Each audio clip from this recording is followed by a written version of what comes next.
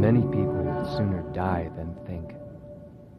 In fact, they do so. Bertrand Russell.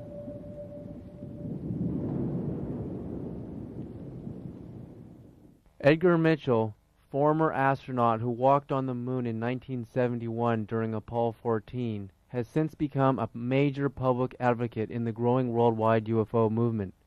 He speaks at UFO conventions all over the world.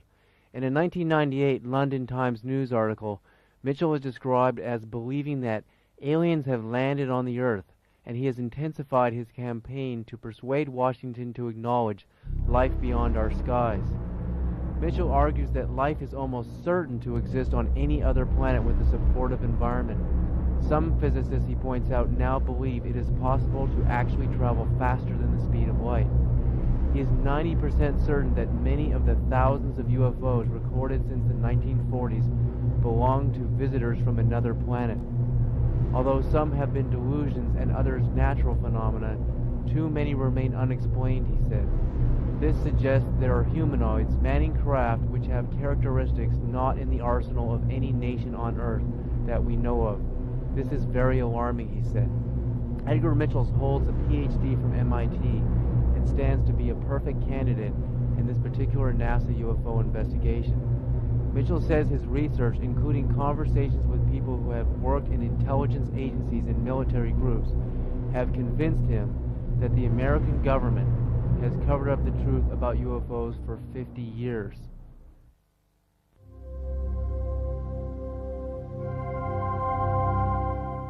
I thought if I sent Edgar Mitchell the tether footage from STS-75 that he could clearly see that we were looking at the largest UFOs ever captured on film. I wrote Apollo 14 astronaut Dr. Edgar Mitchell in October of 1999. On November 24th, 1999, Edgar Mitchell wrote me the following letter. David Sarita, yes, I have received your film and reviewed it and the info package you provided. I see utterly nothing about the tethered incident that is particularly interesting. If there is more revealing footage, then I will look at it.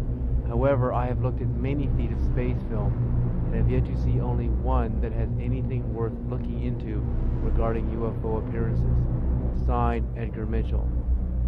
I could not accept the idea that such a great proponent of UFOs was so adamantly against the suggestion that these giant circles passing behind the tethered satellite were UFOs. He was shrugging off the most astounding piece of video ever witnessed of UFOs in the history of the space program. I couldn't believe it. Dr. Mitchell, who was an MIT PhD, could not even acknowledge that the discs were clearly going behind the 12-mile length of the tether. He couldn't even see that very simple fact.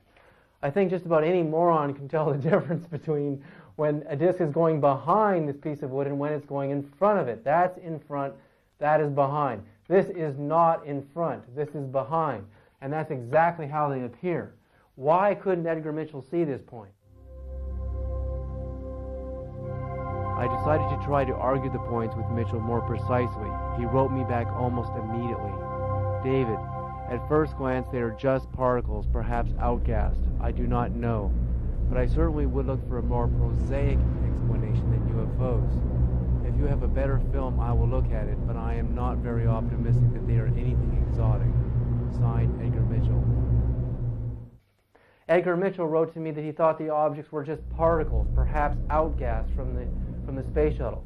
How does a particle appear to be visible from over 77 miles away? We're looking, the cameras on the space shuttle are at least 77 miles away and drifting past 100 miles. How do you see just little particles of dust floating by that appear as perfect giant circles with notches cut out of the side, clearly passing behind the tether, pulsing with very sophisticated wave patterns? How do particles behave like this? Maybe I have to relearn and reinvestigate particle theory to understand some of these ideas, these ridiculous ideas that some of these scientists are coming up with.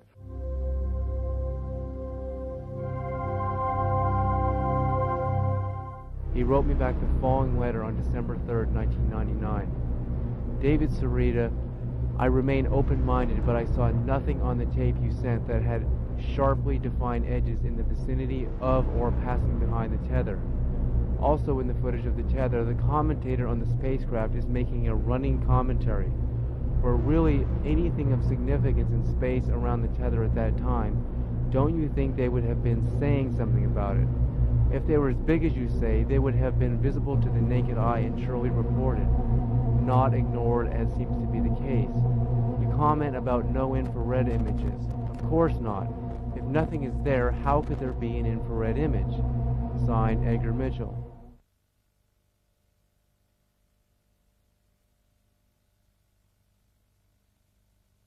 The first point that Dr. Mitchell makes here is that I saw nothing on the tape that had sharply defined edges in the vicinity of or passing behind the tether, reveals that he is ignoring just how defined the edges of these huge discs are and how sharply defined they are as they travel behind the very clear edges of the tether.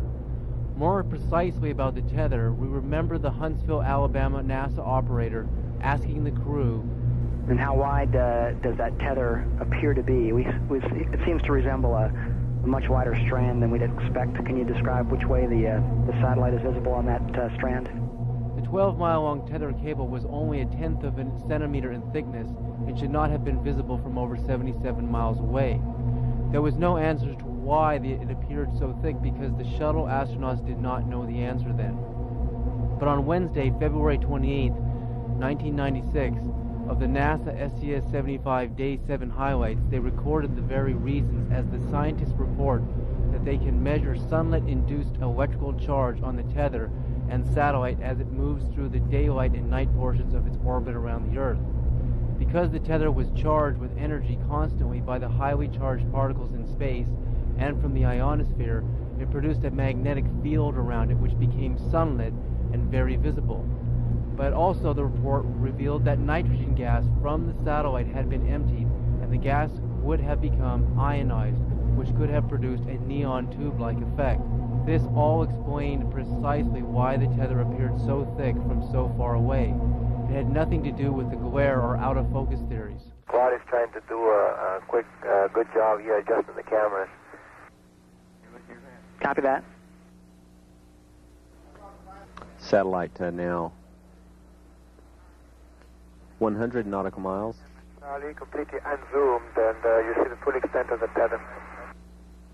I tried to adjust the focus, but I can't get better than that. Okay, Claude. Thank you. I'm going to zoom in now. So precisely, the UFOs can be seen passing behind the thickness of the tether's sunlight-induced electrical charge and ionized gas. The light shining off of the tether and the energized field obscures the light shining from the UFOs precisely because the UFOs are passing behind the tethered satellite. These are all facts that Dr. Mitchell was unaware of. This view showing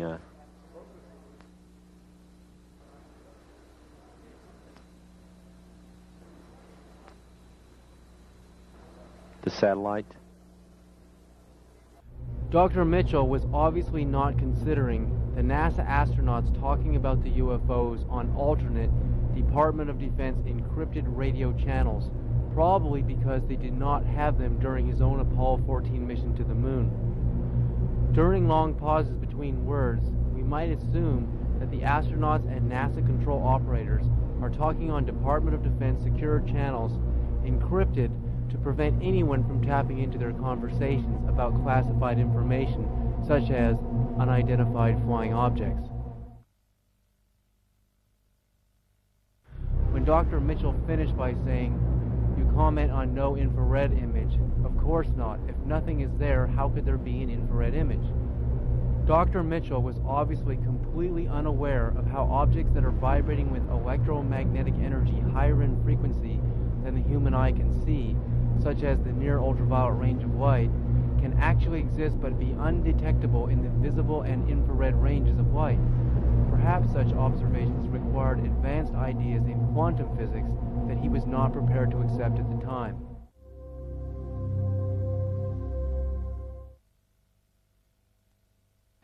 On February 18, 1999, I received the following letter from Dr. Joseph Newth III. Dear Mr. Sarita, I did look carefully at the video you sent, and I really must apologize to you for not replying sooner. The objects that were on the video appear to me to be floating debris from the cargo bay of the space shuttle. These objects often appeared to be fuzzy because they got quite close to the camera and were often out of focus." End quote. The test that you just saw, I showed a video camera here on a tripod, and I held a set of keys only 4 or 5 inches away from the camera, and you could see that they were very in focus. In the background, somewhere around 100 feet away, was the tree that you saw. The point that Dr. Knuth makes about the video cameras on the space shuttle, that objects as they got close to the camera appeared very fuzzy and became out of focus, and some disappearing altogether, doesn't seem to really hold up here, because video cameras don't actually work the same way optical cameras do. A regular 35mm camera, as you're focused on a distant object, as objects come close to the camera, they get very fuzzy. In fact, they can disappear altogether. But it's not the case with video cameras that have CCD imaging chips inside of them that actually process the images in a very different way than 35mm cameras do. We have to assume, and from studies I've made into the video cameras used on the space shuttle, that they're very high-tech, very high-quality cameras. Many of them are off-the-shelf cameras, but they're retrofitted with more advanced chips inside of them, and also image intensifiers and special filters. So the camera that we just did the test on was a very high-tech camera, but certainly you can imagine that what they're using on the space shuttle is even better. So why, in this scene that we just did, do a pair of keys appear so crisp and so sharp and in focus at the same time we're focused on a very, very distant object? It seems to defy the explanations and reasoning Dr. Knuth gave as to what we were seeing on the tape. James Oberg came up with excuses about what we were seeing. He couldn't acknowledge that the objects were going behind the tether. He just ignored the facts, the simple facts. He tried to say that what we were seeing was an optical illusion produced by the CCD in the video camera. He's trying to say that as these objects came near to the camera and they got close, they produced this fuzzy orb called an airy disk. When an object gets too close to a video camera or to a lens in a 35mm camera, for example, it just basically produces a very fuzzy and very soft light. It's very translucent and in some cases barely even detectable. They basically look like this. Sometimes they have a little black hole in the middle, just like our alleged UFOs do, and you get a very fuzzy kind of cloudy light around them. But all of the light is out of focus. So I can understand how he could make an assumption like that. But also with an airy disk phenomena, you would also never get a clear, very distinct line. When we see the UFOs going behind the tether, the line and the crispness on the line on the tether is so straight and so perfect, suggesting again that everything is in focus. When I demonstrated the test on the camera earlier, where we passed a set of keys very close, within 4 or 5 inches of the camera, while the camera was focused on an object far in the distance, we noticed that the keys were very much in focus. There was no airy disk around the keys. We didn't get an effect like this. We had keys that were perfectly in focus while the tree in the background was also in focus. So what was James Oberg trying to tell me?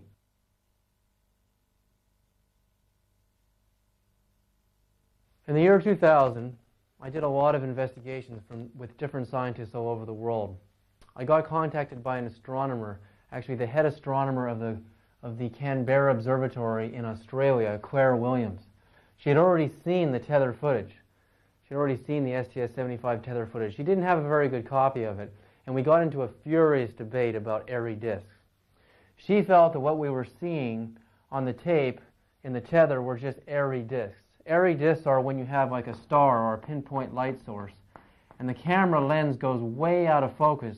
It produces something very similar to the UFOs that we've seen on the tape.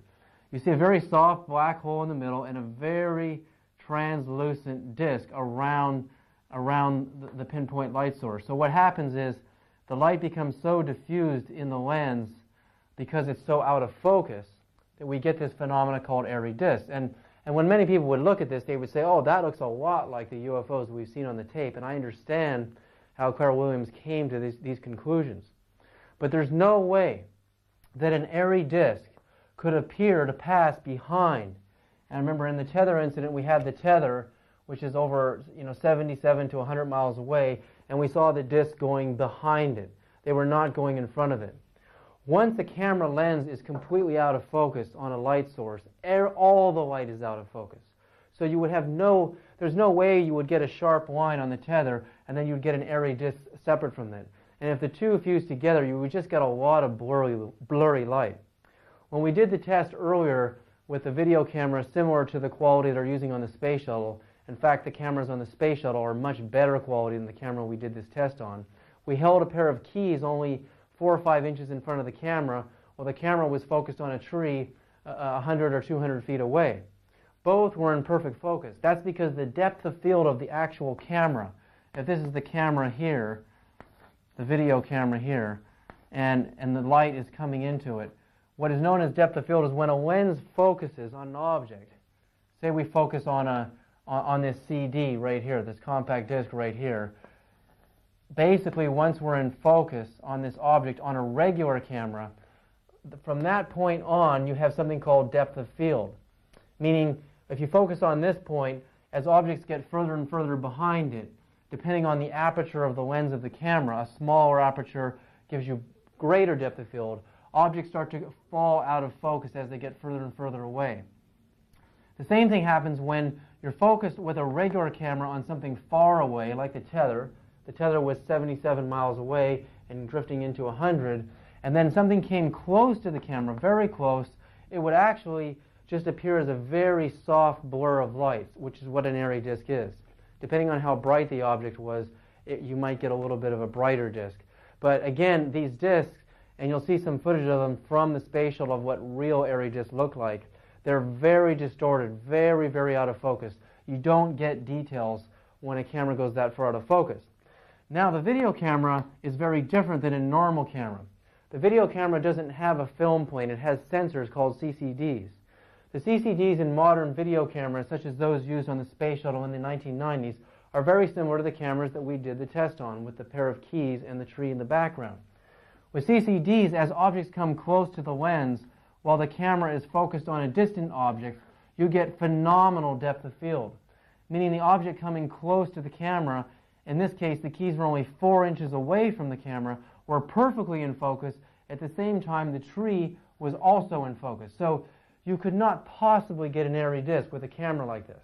You would have to turn all of the camera's light out of focus to get an airy disk. And in this case, we know the tether was in focus, and therefore anything coming near the camera should produce a very crisp image. So Clara Williams' theory in regards to airy disks didn't make sense to me. Across the Atlantic Ocean over Africa. The image we are seeing now shows what are true airy disks. This happens because the light reflecting off of a number of very bright objects is totally out of focus. The shuttle's cameras here are way out of focus, so we notice that we cannot make any distinctions about what we are seeing with clear features.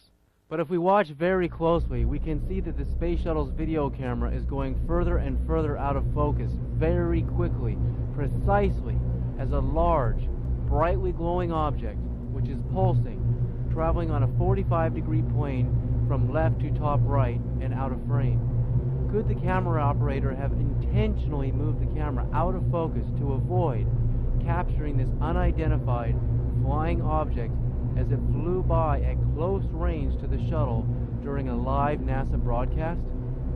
We can barely identify this amazing object so similar to the disc-shaped UFOs seen during the tether incident.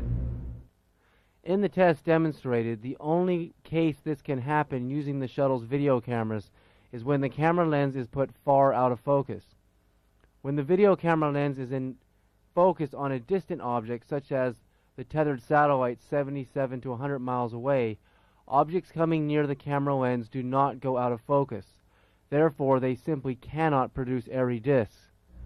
Also, more precisely, an airy disk cannot appear to pass behind an object 77 to 100 miles away, such as the tethered satellite, or any distance away, because they only appear when the lens is far out of focus.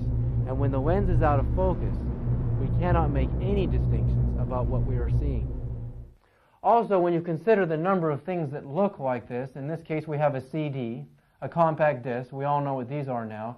They look very similar, but they're not the same thing. A tire also has a hole in the middle, and it's wheel-shaped. UFOs are classically disc-shaped. This is what they normally look like. So because things look similar, we can't make the mistake of assuming that they're all the same thing because they look like they're the same thing. So anyway, in this debate, Clara Williams absolutely would not concede that what we were seeing were UFOs. But she did admit to me that she's mystified by this subject because she herself has actually seen UFOs.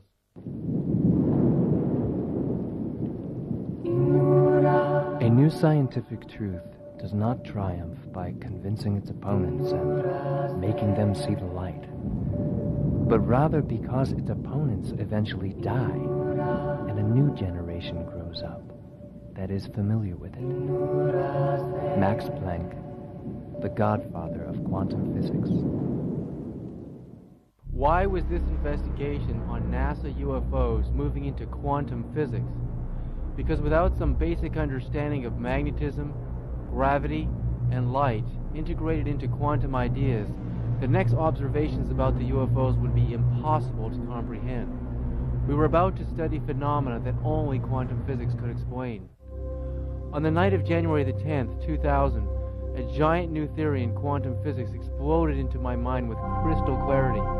The theory would prove that gravity is gradient in frequencies that eventually, at higher frequencies, would go far beyond light speed, and that those higher frequencies of gravity would conquer the vast diameter of our own galaxy, 100,000 light years, in 1 second and then in 0 time. Eventually, the theory would show how the highest frequencies of gravity could conquer the distance of the entire universe in 0 time. Thus, gravity at this highest frequency would be the only force that is truly beyond space and time.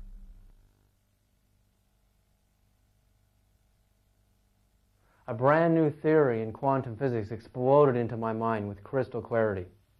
The theory would prove that eventually electromagnetism and gravity waves would go far beyond the speed of light, eventually conquering the vast distances of space in 0 time. It seemed like an impossible theory. Einstein said that nothing can move faster than the speed of light.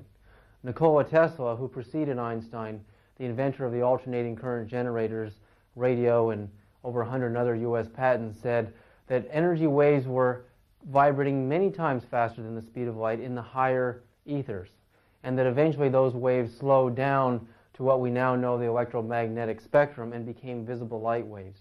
He did experiments that actually proved his hypothesis, but his theories were ignored as the world was heralding Einstein as a great genius. Einstein put the limit on us of light speed, and there was just no way in my mind I could accept the idea that extraterrestrial civilizations would travel as slow as light speed from 4.3 light years away from Earth, Alpha Centauri A and B, and Sirius A and B stars 8.7 light years from Earth. That was too long to take a trip to go find out who your neighbors were. There must be something called beyond light speed, and it must actually exist, and these UFOs must be utilizing energy technologies and propulsion systems that allow them to break the speed of light. Before I actually looked at the waves that were pulsating from the UFOs, I actually had this new theory in physics.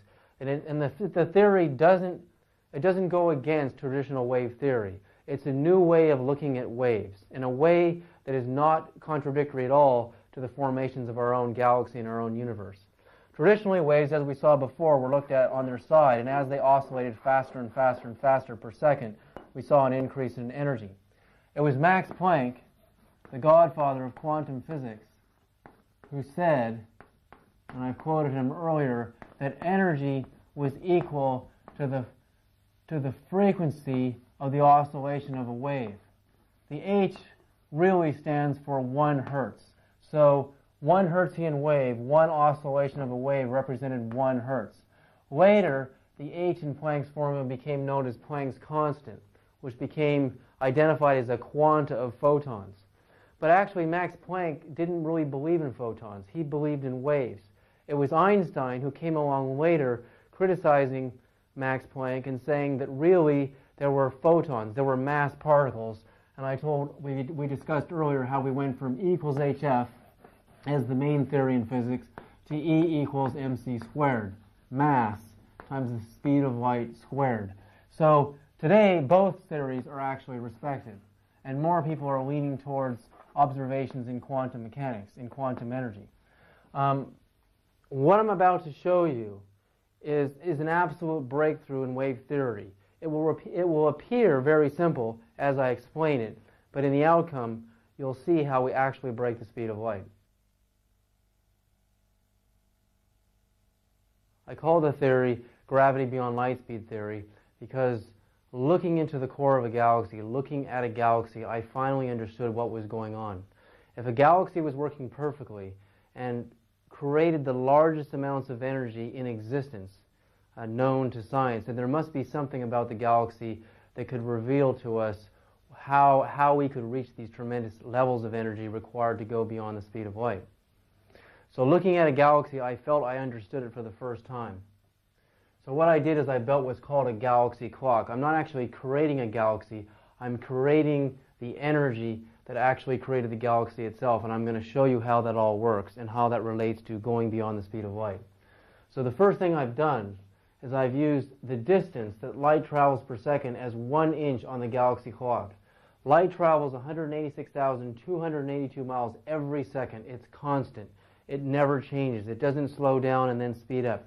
So because that's a constant, I can use that as a mark on my clock. So every second on each of these wheels spiraling further and further inwards, the galaxy makes in 1 second, each wheel goes one distance of the speed of light. So this distance from here to here is equal to here. So we're going to actually see the movement of electromagnetism, which is what light is, as it moves through these concentric wheels in the galaxy clock. This line here represents gravity, force, space, and time, which is actually the distance between the center of my clock and the outermost wheel in a much greater distance. And that actually represents a force called gravity that we'll actually see growing as we move through the clock. So what I'm going to do now is, as I've already counted 12 points on the galaxy clock, I'm going to connect all of the relative lines into each concentric wheel, and you're going to start to see what's actually happening in the clock. We're going to see that second number 1, this happened. We went from this line to this line. We don't really see much change yet. In the second,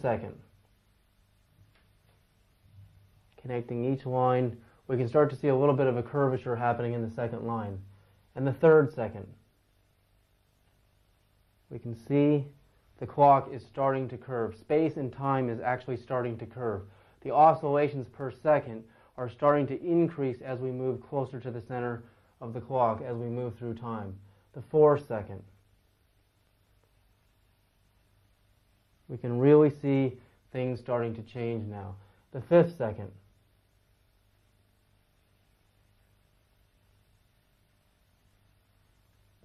and the 6th second.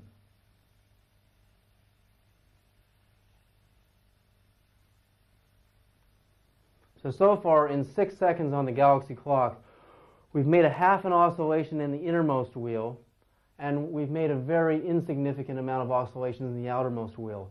So as electromagnetism starts to spiral inwards on each concentric wheel, as we move inwards, we can see an increase in the oscillations of the waves.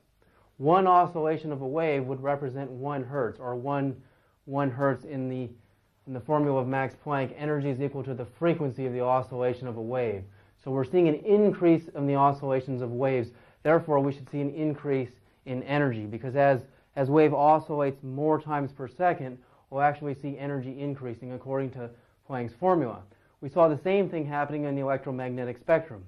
The faster waves oscillated per second, the more energy they produced.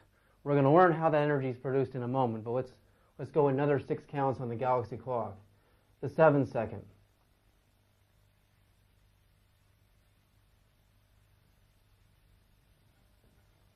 The 8th second.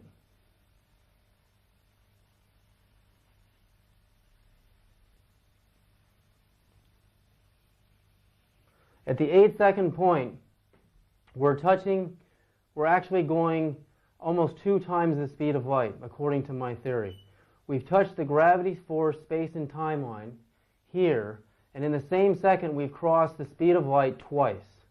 The distance that light travels per second is this distance, but we've gone through 2 of them in 1 second. So at this point in the galaxy clock, I detect that there's so much energy present that photons, mass, are starting to accelerate beyond the speed of light. So here we've gone 2 times the speed of light.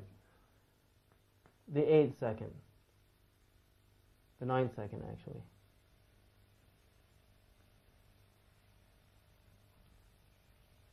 Here we've touched the wheel, and we've gone just a little bit past 2 times the speed of light. The 10th second.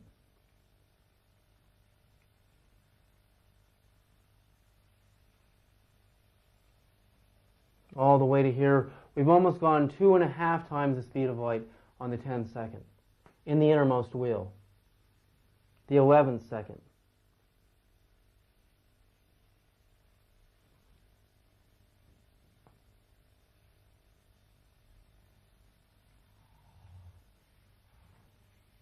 Three times the speed of light in the innermost wheel. And the 12th second.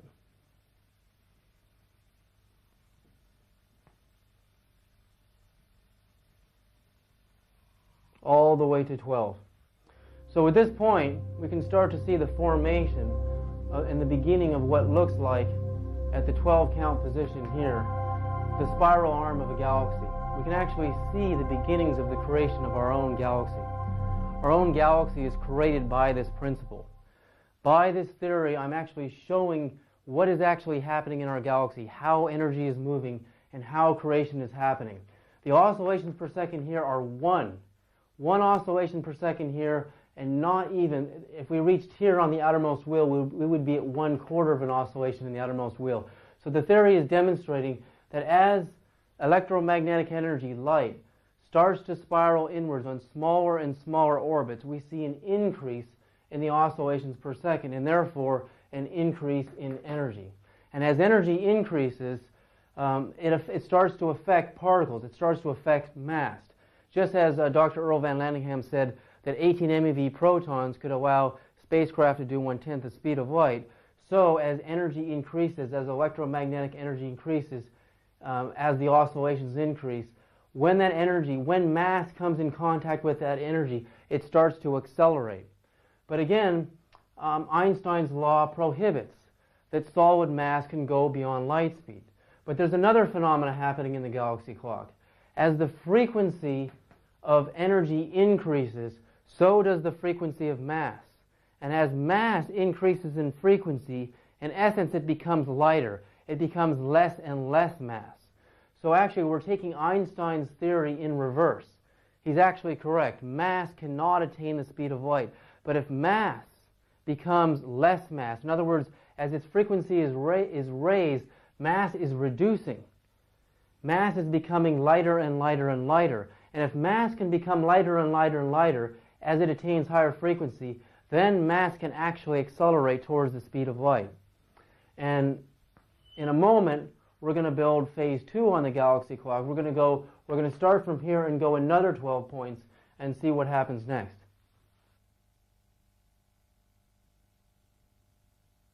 So now we're going to look at phase 2 of the galaxy clock. We're going to see an even further increase in the oscillation of waves as we evolve in this clock. So we last left off at the 12 count position, and we had already broke the speed of light. The frequency of electromagnetism, or gravity, the gravity force space and time line, broke the speed of light. I never changed the speed of light on the electromagnetism moving in these spirals as we moved in. On each wheel, the speed of light remained a constant. We never changed the speed of light there. What started to happen is the power and the frequency of gravity, of electromagnetism represented by this line, started to get so powerful that as we got near the center of the clock and we got to the 12 count position, that force became so powerful and there was so much energy in it that it started to affect mass. And mass, therefore, as it came in contact with these greater charges of energy, started to accelerate. So now we're going to go another 12 counts up to 24 and see what happens. I've already drawn the first line, the 13 line, and we can see what's happening there. And it takes us all the way to this point. So our wave is growing, and it's also curving more. So the 14th second. Connecting all the lines at the 14th count on the galaxy clock. We come to the 14th count right here. The 15th second.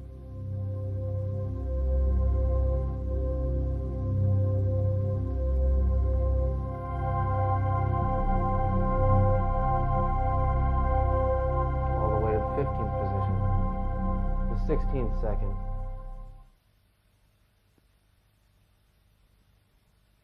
Connecting each point on the galaxy clock on each wheel at the 16 count position. We're starting to see what's happening. The 17th count. Connecting each point on each wheel at the 17th count position. We come to here. The 18th count.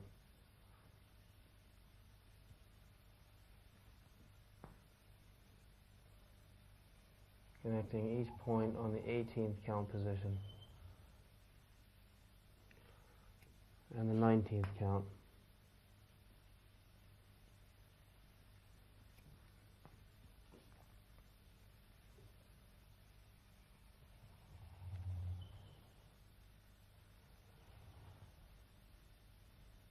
At this point here, we're at least 6 times the speed of light, because in the same second, while electromagnetism is following the speed of light on the waves, the electromagnetic or gravity force space and time line in the same second is jumping from this point all the way to here.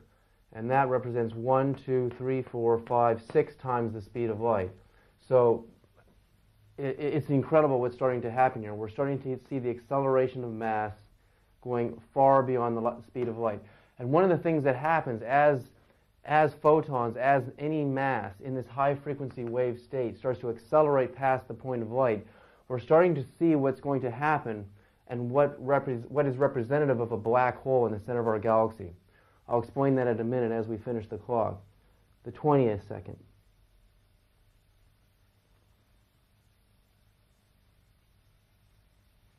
Connecting all the points.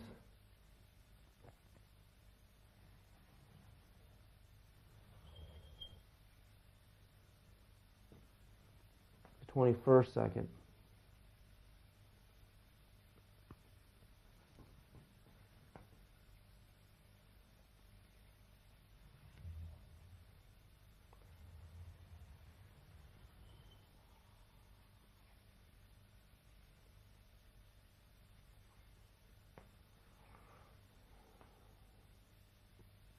And the 22nd second.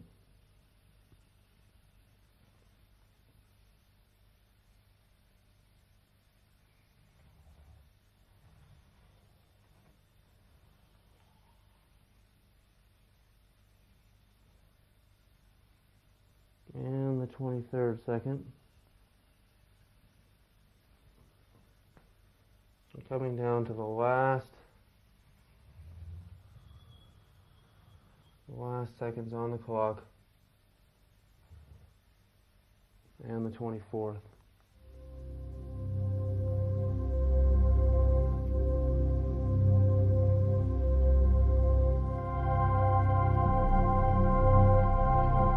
What starts to happen here is the oscillations here are increasing so much. Again, as we look at this galaxy clock, we are seeing the creation of our own galaxy. We can look now for a moment at what the core and what a galaxy actually looks like, and we can see the same phenomena happening. The same creation is actually happening. So what's actually happening is if we take this spiral into an eternally smaller and smaller and smaller orbit, what starts to happen is the oscillations per second of the wave increase so dramatically as we get into smaller and smaller micro-orbits that basically go into the millions, the billions, and the trillions, and all the way to a Google. A number that is so high that as the oscillations get smaller and smaller and smaller, there's actually no end to how small we can go, because we can go into the micro-universe.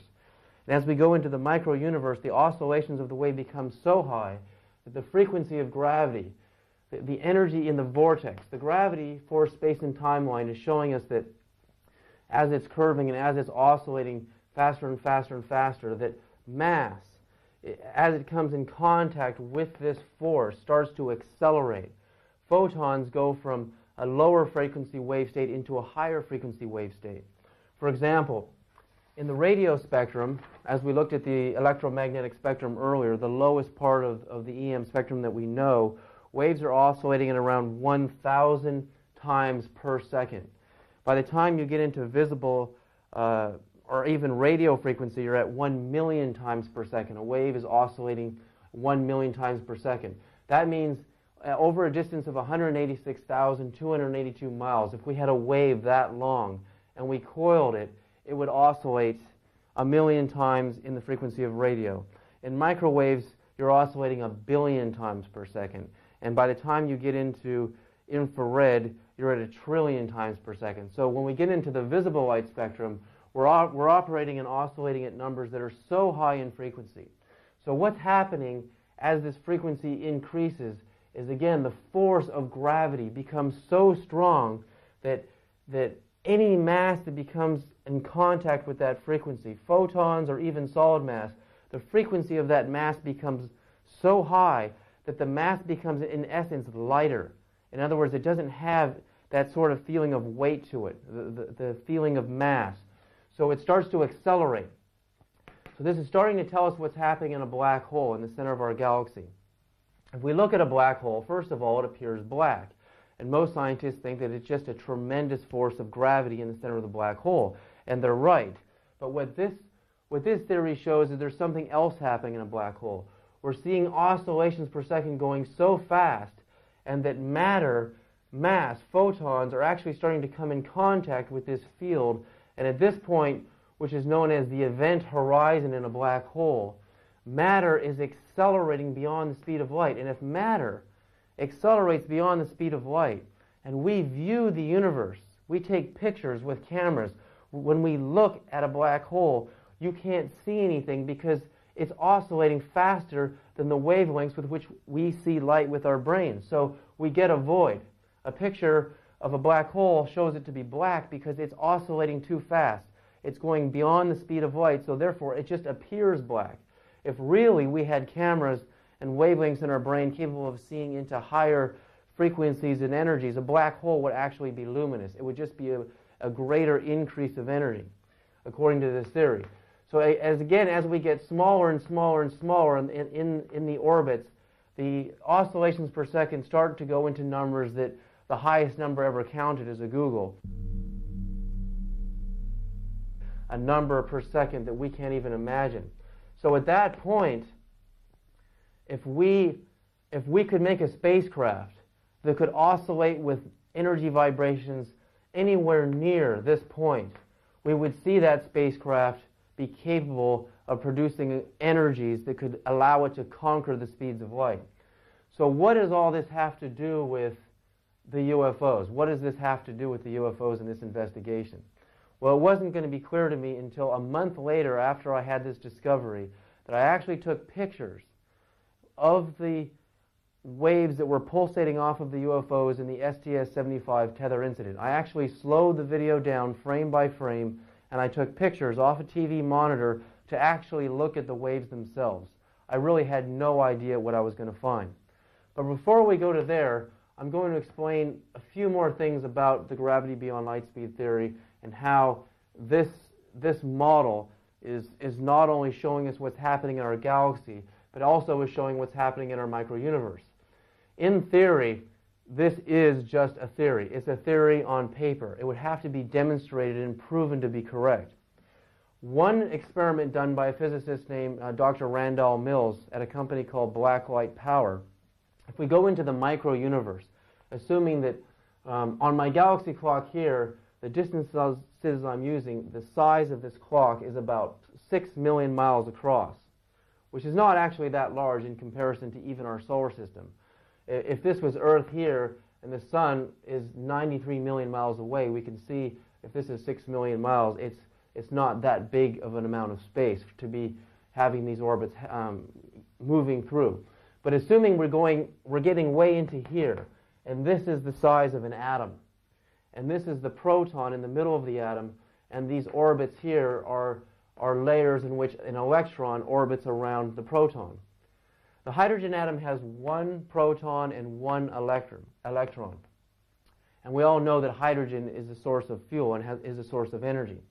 Dr. Randall Mills took, using a chemical process, actually shortened the distance between an electron's orbit in a hydrogen atom. In other words, if an electron was orbiting here, he caused it to jump to, say, here. What would happen if we could change the orbit of an electron from here to the energy in a hydrogen atom? According to this theory, the answer is obvious. If the electron jumped from here to here, you would see an increase in the frequency of the oscillation of the electron around the proton. Here, if we go into an innermost wheel, if we move into a closer wheel to the center of the proton, you would see an increase in the oscillation of the electron around the proton, and therefore an increase of energy. Well, in Randall Mills' experiments, once he shortened the distance between the electron's orbit around the proton, that's exactly what happened. The hydrogen atoms started to produce more energy in the form of actual heat and in the form of actual energy waves. Although Randall Mills doesn't have this same explanation, when I applied his experiment to the galaxy clock, I saw that it fit in perfectly. So even on a micro level in the micro universe, we can see the same thing happening. An increase in oscillations represents an increase in energy. So now I'm going to explain a little bit about going into this process of how electromagnetism increases as oscillations in electric fields increase. We're going to look at a little bit of a different diagram. The evidence of magnetism increasing as oscillations of photons, which are just electromagnetic waves, can be demonstrated in part by the properties of an electromagnet. If we take a conductor rod such as copper or steel, and we wrap windings of copper wire around the conductor and run an electric current through the wire, the conductor rod turns into a magnet. This is because as electromagnetism through the wire oscillates around a nucleus, the conductor rod, energy in the form of magnetism, gravity, is produced in the vortex. The energy in the form of magnetism produced is relative to the frequency with which the current oscillates through the wire around the conductor. As the number of windings of wire increase around the metal conductor rod, with the same constant speed flow of energy moving through the wire, the energy in the form of magnetism gravity increases. This is part of what is happening in the galaxy clock. As photons of light waves oscillate into smaller and smaller orbits, the energy produced in the vortex in the form of magnetism gravity is increasing. But in the galaxy clock, electromagnetism moving at the speed of light as a constant can move into infinitely smaller and smaller orbits into the microcosm even, and the frequency of oscillations per second can also increase towards infinity. Thus, magnetism gravity is also going to increase towards infinity.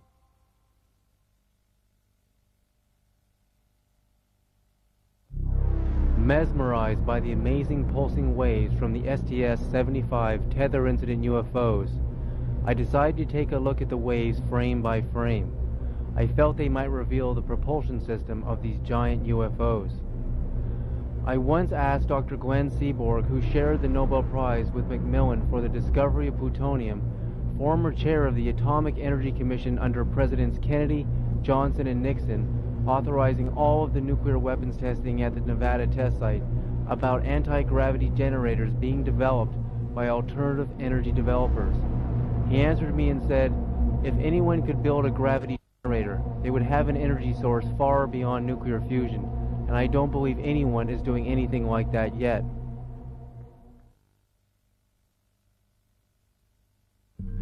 On a huge TV screen with a flawless S-video VCR, and with the help of Steve Orkland, an amazing zero-point energy scientist, we identified and freeze-framed the first pulse of the UFO as it was passing over the top of the 12-mile-long tether. We were both astounded and in such awe I could barely speak. It was a profound moment in this investigation. We were looking at what appeared to be a gravity wave with a steep spiral radiating from the UFO right out of the Phase 2 galaxy clock. It was the clear signature of a powerful gravity wave that was clearly bending light into the shape of the incredible magnitude of the wave. The wave radiated right out of the black hole in the center of the UFO, and we could see clearly that by the extreme steepness of the wave coming out of the black hole, that the hole was the point where gravity produced in the UFO's propulsion system was faster than light, and because our eyes and cameras could not produce a signal that fast, it appeared black as the mystery that beckoned me with the knowing that the UFOs were capable of utilizing such high-frequency gravity waves that they could conquer the speed of light and visit us from another star system.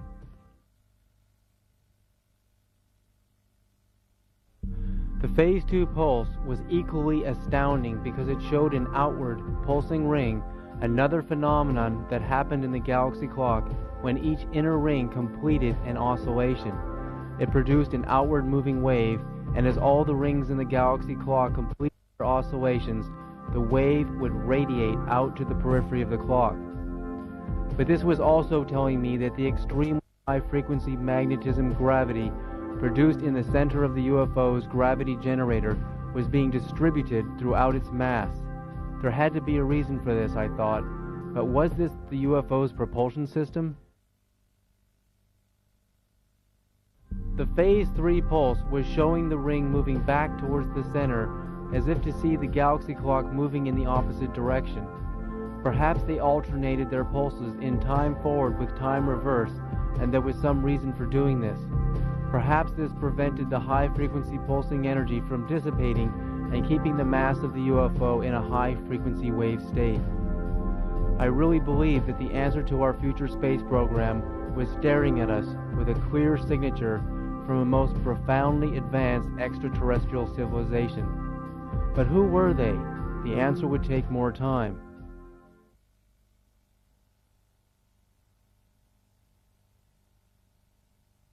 I sent the photographs of the three-phase pulse to Dr. Knuth and wrote him the following letter on January 22, 2000. Dear Dr. Knuth, I just wanted to see if you received the photos from the NASA video I sent you.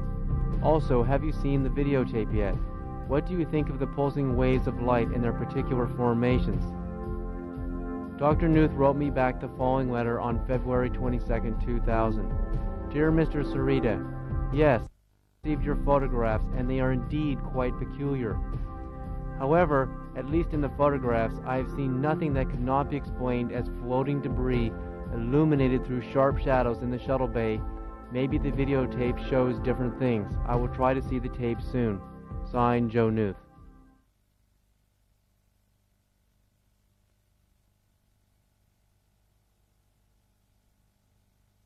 In the year 2000, I read on the cover of an old issue of Discover magazine from August of 1998, was Einstein wrong? News broke that a professor at the University of California, Berkeley, Dr. Raymond Chow, had caused photons to do 1.7 times the speed of light. Dr. Chow did an amazing experiment using atomic clocks to measure the speed at which photons traveled through normal space at the speed of light, and next to this, he ran photons through a quartz glass barrier, and they actually tunneled, he said, through the barrier at an astounding 1.7 times the speed of light. When I read the words tunneling photons, I applied them to my galaxy clock, and the answer as to why the photons passed through the quartz glass faster than photons that didn't was so obvious. The tunneling photons, which were just electromagnetic waves by my new theory, tunneled in such microscopic orbits that the magnetism gravity produced in the vortex produced more energy than required for photons to do light speed.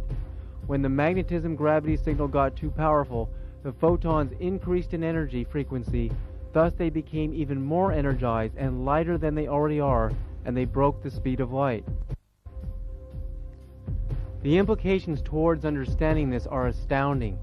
Because the energy required for photons to move at the speed of light is a fixed number, and we can now see in the galaxy clock that gravity is increasing towards infinity, the magnetism gravity will eventually conquer the point where the energy of gravity will be greater than that needed for photons to move at the speed of light.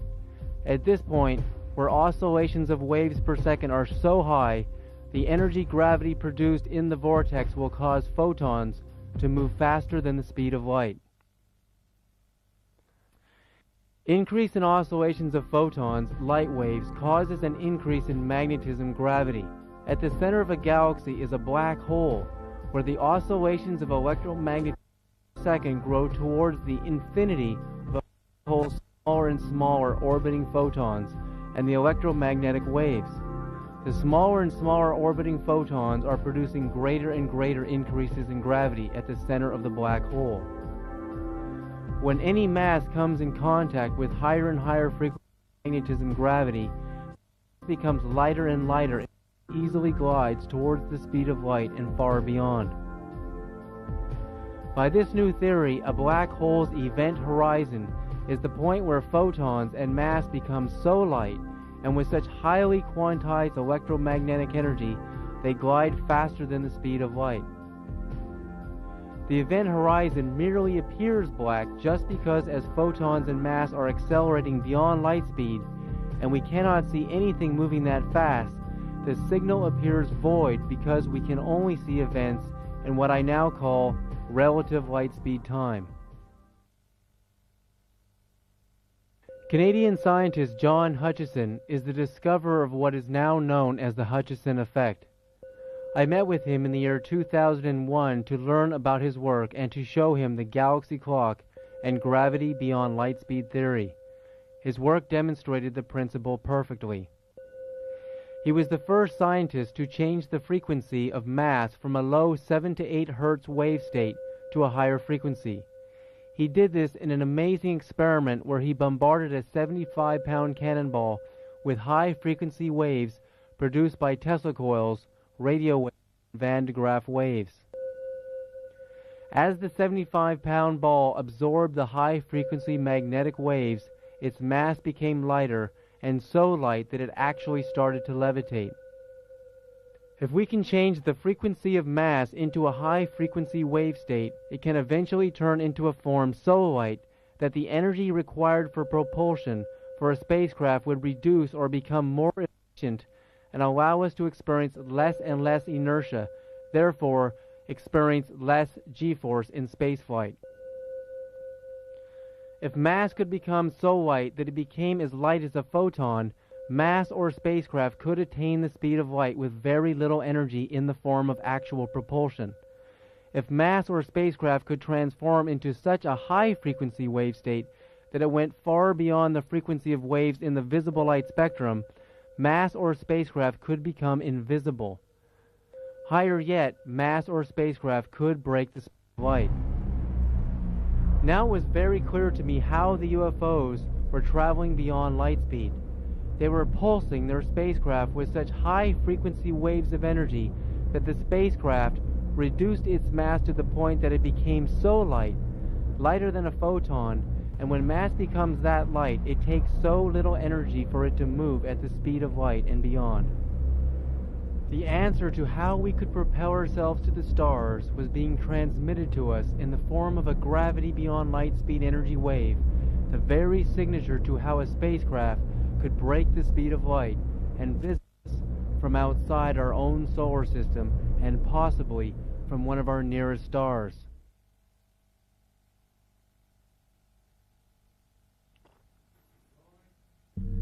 In 1996, just after the STS-75 tether, NASA opened the Breakthrough Propulsion Physics Lab, a new project at NASA designed to look at advanced concepts in space energy and propulsion, even beyond light speed theories. Was it a coincidence? In 1998, Dr. Franklin Chang Diaz, an American physicist who heads the NASA Advanced Space Propulsion Lab near Houston, Texas, an astronaut on board the Space Shuttle STS-75 Tether Incident mission, suddenly developed a new type of propulsion rocket drive system for NASA. Dr. Franklin Chang Diaz had invented a revolutionary type of rocket engine that utilizes high-energy, pulsed electromagnetic waves called the Variable Specific Impulse Magnetoplasma Rocket. The key words were pulsed and electromagnetic waves. Did Dr. Franklin Chang Diaz see something on STS-75, the same UFOs we are seeing on the video today? Was he trying to reverse engineer the kind of physics that he thought he was seeing radiating from the UFOs?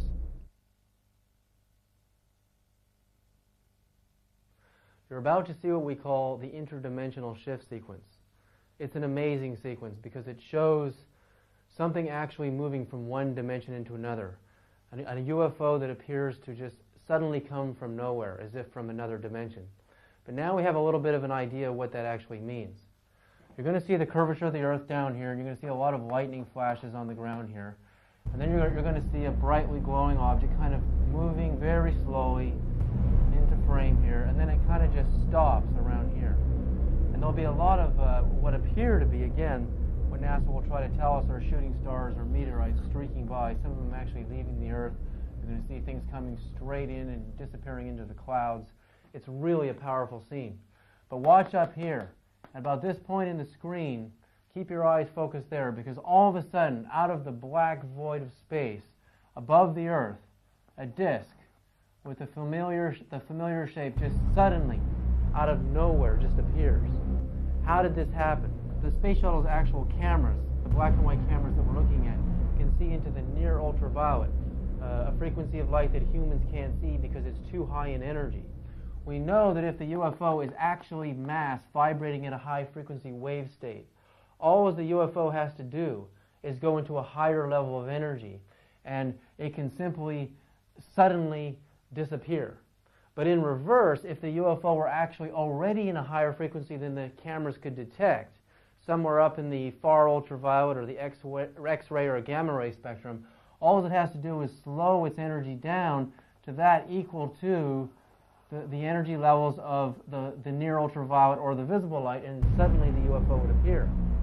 I remember in 1968 when I saw the first and only daylight UFO I'd ever seen. For over half an hour I watched with hundreds of people in amazement in Berkeley, California in 1968, looking up into the sky, and we watched this disk, this incredibly visible metallic disk, just hover there, and all of a sudden blinking out and disappearing in a matter of a second. It didn't accelerate and go somewhere else, it actually just disappeared. So essentially the UFO I saw in 1968 did the same thing, but in reverse of what you're seeing here. This UFO is doing the opposite. It's slowing down in energy and suddenly just appears in our dimension, and all of a sudden it just kind of drifts by, and you'll see a lot of other exciting things in this part of the video.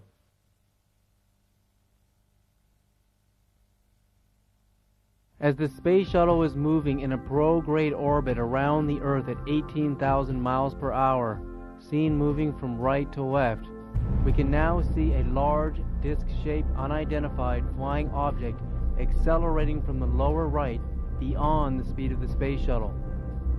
Now the object slows down and appears to be hovering, an illusion caused as it flies at the same speed as the shuttle, as if following it, an impossible feat for a natural object.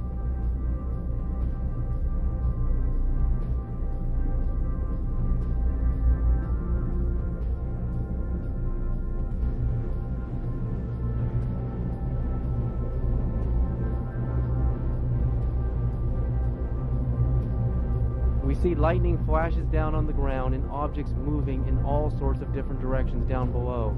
And now an object streaks by at amazing speed, far faster than the speed of any meteorite or shooting star or known manned spacecraft.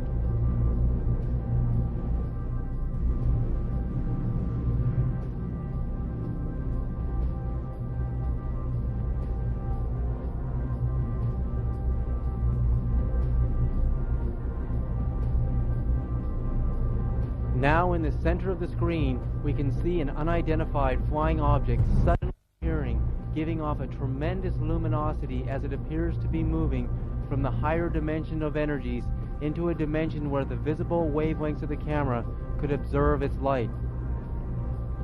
As we now understand the electromagnetic spectrum, and that the human eyes can only see the visible light spectrum, when an unidentified flying object moves from an energy dimension into our visibility, it is clearly changing frequency of its entire mass from a purely quantized energy state and lowering it to a level of energy where we can actually observe it.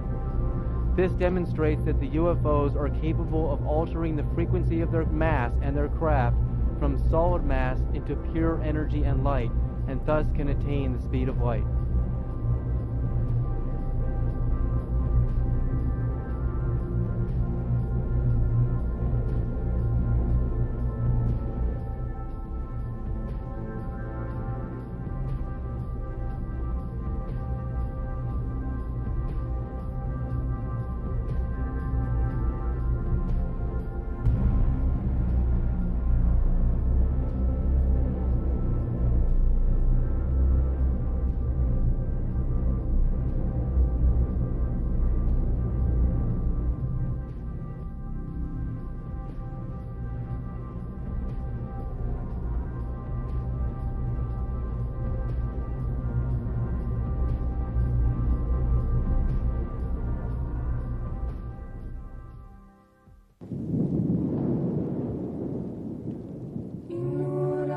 It is dangerous to be right when the government is wrong. Voltaire.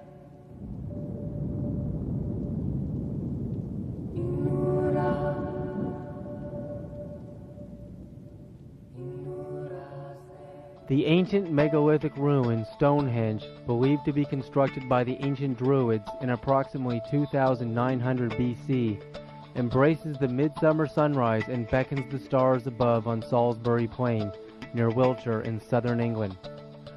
Many astronomers believed it was an ancient clock to the sun, moon, and the stars, with precise alignment patterns that continue to mystify scientists today. Was our ancient past about to reveal a mystery so great that it would wait until we realized that our very own future was inside of our past? Across from Stonehenge in a farmer's field in 1996, the same year as the NASA STS-75 tether incident, a crop circle appeared with the identical message of the gravity wave pulsating from the UFO. It was a crop circle with the nearly exact same degree of a spiraling wave curvature, even with the hole in the center, just as the NASA STS-75 pulsing UFO revealed. Were intelligent beings trying to send us a message so clear and with such regularity that it was intended for us to decode?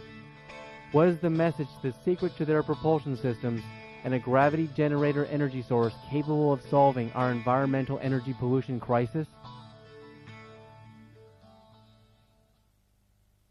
In 1938, a Chinese and Tibetan team of archaeologists, led by Chinese professor Chai Pu-Te from the University of Beijing, discovered an astounding burial site high in the mountains of Bayan Kara Ula on the border of Tibet and China.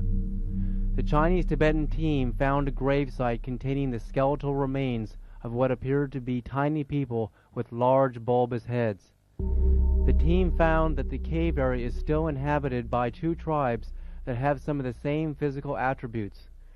They are frail in their bodies and stand between 3'6" and 4'7", with an average height of 4'2". The two tribes are known today as the Hans and the Zopas. But then the research team found evidence of an extraterrestrial origin. They found a series of large stone, round discs in the burial caves.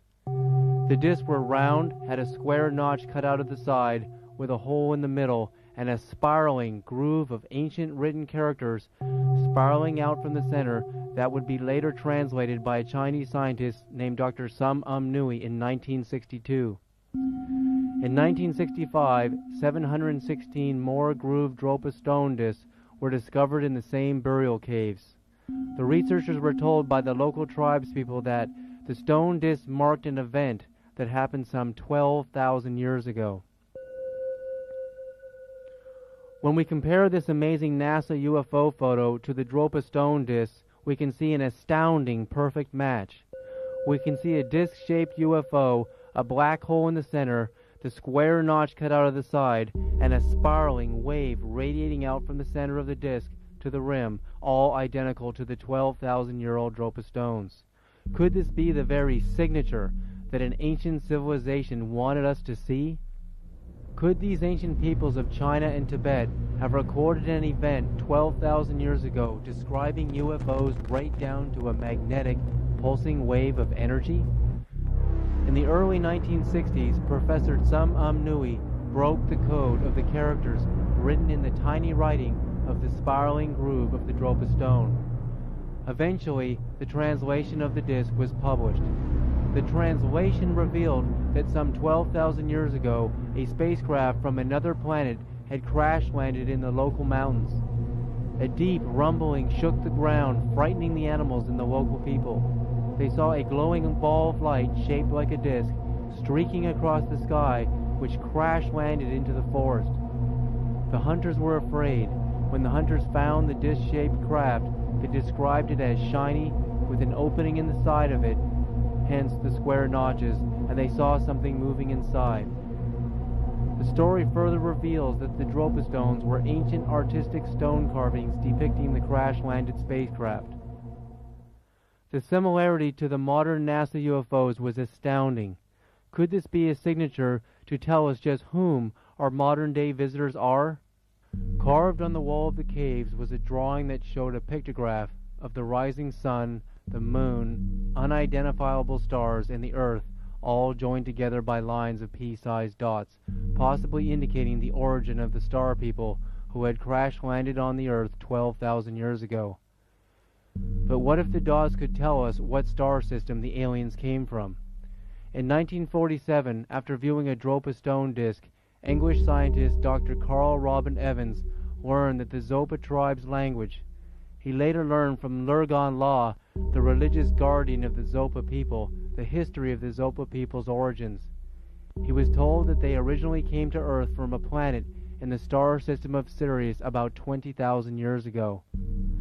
Now, if we could assume that the NASA UFOs, by their amazing identical signature to the Dropa stones, the disc shape, the black hole in the center, and the spiraling groove, the square notch cut out of the side, were from the very same place, the star system of Sirius, we might know just whom our modern-day visitors are.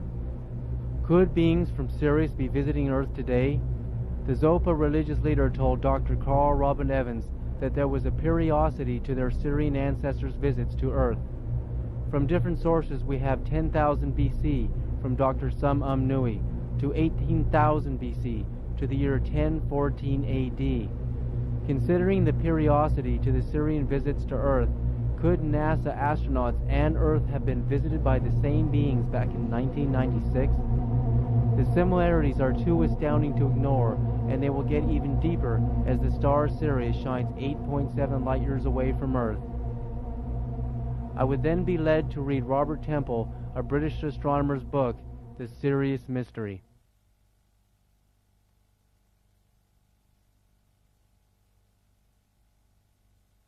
An obscure tribal people of Mali, northwest Africa, called the Dogons, isolated from the outside world for countless centuries, are guardians to sacred knowledge about the star system of Sirius, knowledge that has migrated with their highest priests from pre-dynastic Egypt earlier than 3000 BC.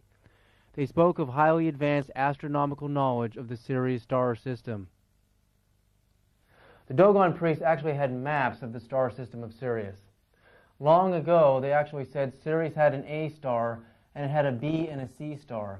And both the B and the C star would revolve in an elliptical orbit around the main star every 50 years. So you would have a 50-year orbit of the B and the C star. At this point in time, we had only seen the B star. And when Robert Temple wrote his book in 1972, he didn't know anything about the evidence of actually finding the C star. So at this point, it seemed like a myth. No one really knew if these Dogon priests were accurate with modern astronomy. But in 1995, two French astronomers actually detected the existence of Sirius C.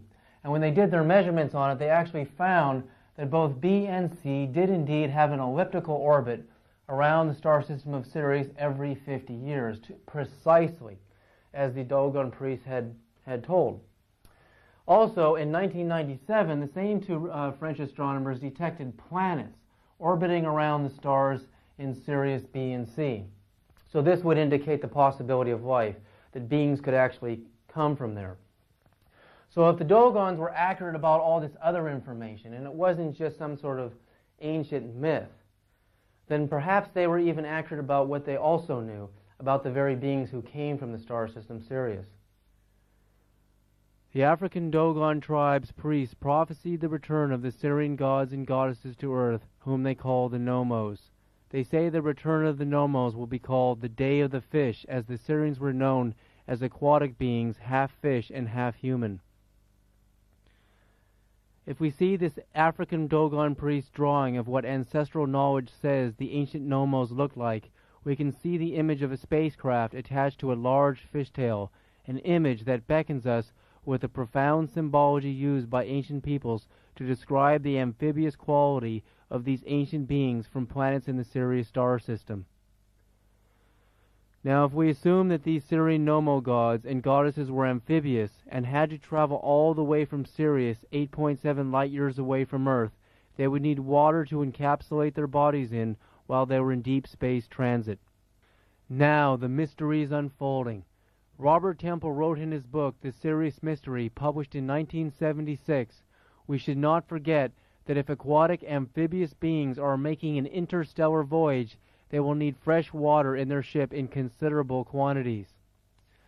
As this investigation began with NASA scientist Dr. Louis A. Frank's detection of water balls, the connection to Sirius was pointing towards water once again. Dr. Frank really believes these are balls of water, water balls, the size of small houses entering our Earth at a rate of 10 to 20 million impacts a year. But remember the problem that Dr. Knuth came up with. Because the water balls, there were so many of them entering our Earth's atmosphere, so many, he detected that no satellite has a chance of surviving days, let alone years, if these were actually meteors. In fact, the space shuttle, he felt should actually be struck by one of these objects. Yet he said no satellite has ever been struck by one of these objects, a fact that actually disturbed Joseph Knuth so much that he doesn't actually believe these things are water. And remember, I detected the only possible answer for that to occur would be if the water balls were going around the satellites, actually going around them, and that would detect intelligence. The ancient Dogon priests actually described the Syrians traveling in watery-like spacecraft from the star system Sirius to kind of encapsulate these half-fish, half-human gods in their transit from this star system 8.7 light-years away. Watery spacecraft, watery balls. And when we take that all the way back to Dr. Frank's discovery at NASA of water balls, these incredible water balls, so many of them, it seemed to come together. There was an amazing coincidence that I couldn't ignore. There was a distinct possibility that these water balls were actually Syrians in transit to Earth. Or even another possibility, because they were gods of water, they would be masters of water. And perhaps some of these water balls were actually their craft, but others may have actually literally been balls of water being dropped on our Earth to help heal our ozone layer. Because as I explained earlier, water eventually breaks down into hydrogen and oxygen under intense solar radiation, and therefore with the oxygen would eventually transmutate into O3, which is ozone. So could ancient Syrian gods be actually helping us heal our ozone layer?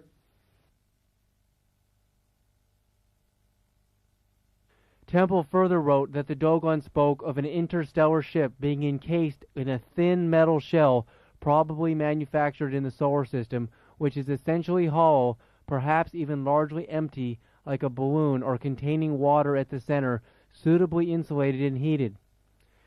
Temple was inadvertently describing Dr. Louis A. Frank's discovery of the mysterious water balls, which were so high in energy they evaded detection on infrared satellites, probably because they were encased with a radiant barrier, Temple's thin metal shell, to protect them from the intense radiation from the sun and other cosmic rays.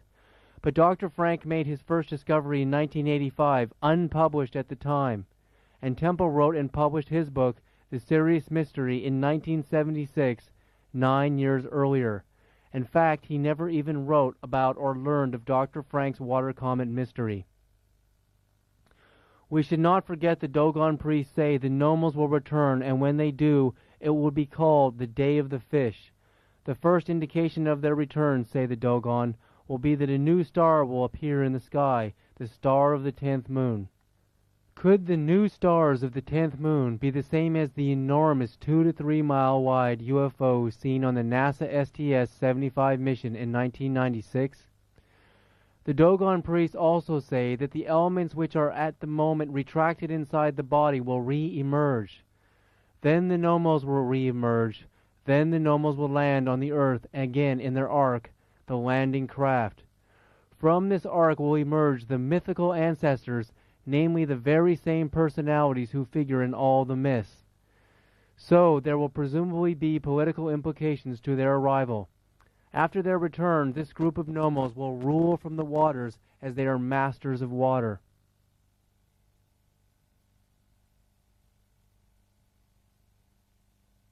"7,000 years ago in Babylonian mythology, there was a god named A, later called Oanes by the Greeks, who suddenly emerged from the ocean. A was a water god. He was depicted with the upper body of a man and the lower body of a fish.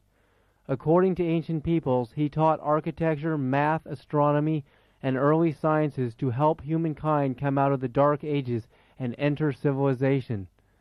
Oanes' fish-tailed feminine counterpart, the moon goddess Atargates, was the earliest mermaid deity. She was the predecessor of the Greek love goddess Aphrodite, and water was their primordial element.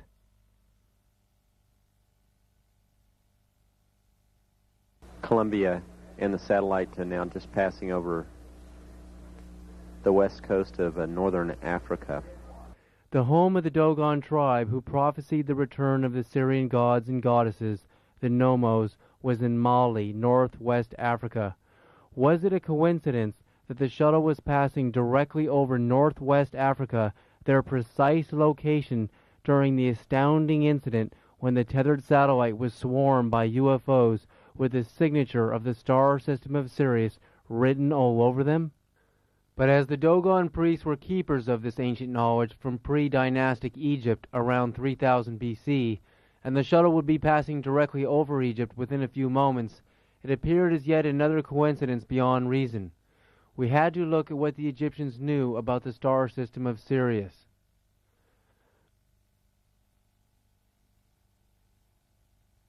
Because the Dogon tribe migrated to northwest Africa originally from Egypt in 3000 BC, we would have to look at what the ancient Egyptians knew about the star system of Sirius, and the great gods and goddesses who came to Earth thousands of years ago and brought humankind from primitive life to modern civilization.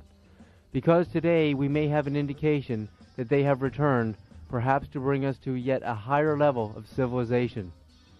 In Robert Temple's book, The Sirius Mystery, we learn of the Syrian water god connection to ancient Egypt from the ancient Greek father of history, Herodotus, who studied in Egypt during his life in the 5th century BC.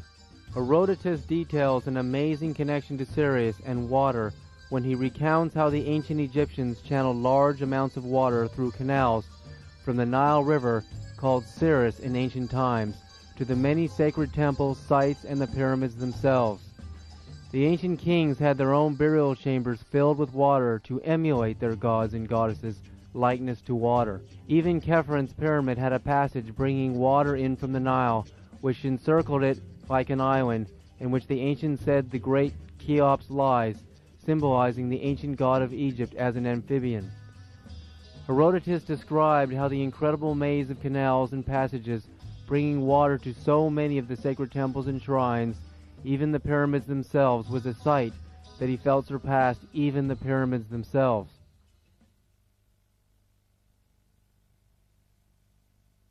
The great Egyptian goddess Isis, the wife of the chief of the Egyptian god Osiris, symbolized as the all-seeing eye, was herself also symbolized as an all-seeing eye with a throne. Osiris was said by one of Aristotle's companions who visited Egypt, heard of an ancient myth that Osiris could not walk because his legs were grown together.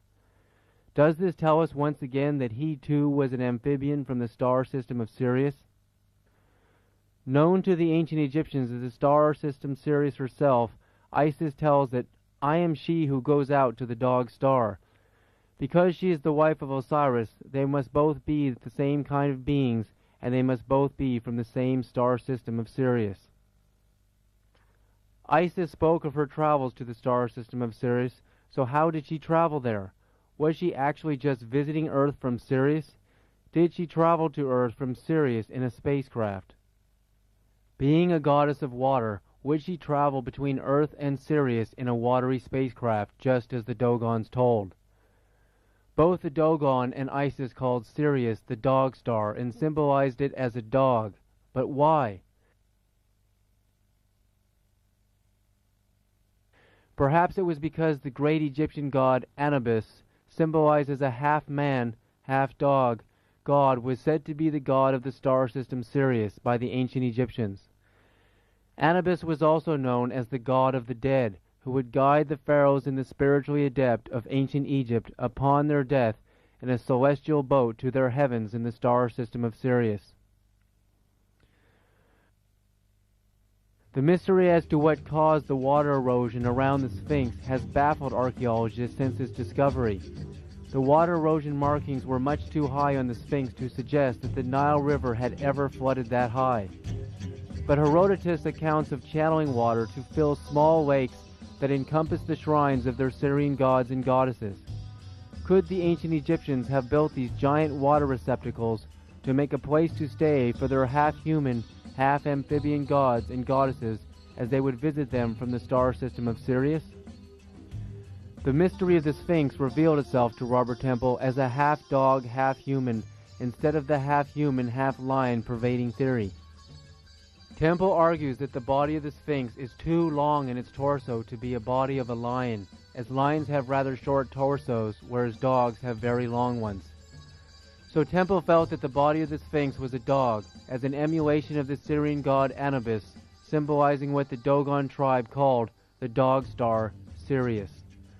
But once again, Temple extracts from the Greek historian Herodotus that the body of the Sphinx was originally lying in a man-made lake surrounded by water, explaining the mystery as to why the Sphinx was so eroded by water at such a high level. This also demonstrated that Anubis was a god of the waters. As the great gods of Sirius living in Egypt were masters of water and presumably knew how to manipulate the waters, could they send and direct balls of water from deep space and bring rain in large quantities and transform the arid deserts into a thriving oasis with rich agriculture? It was written that Egypt in ancient times had a rich and thriving agriculture. Could these ancient masters of water have turned a desert into an oasis because they had such power over the waters? We are reminded of the many great miracles of mastery over water. When Moses had God part the Red Sea, when God caused the great flood in the time of Noah and warned him of the flood well in advance of its arrival.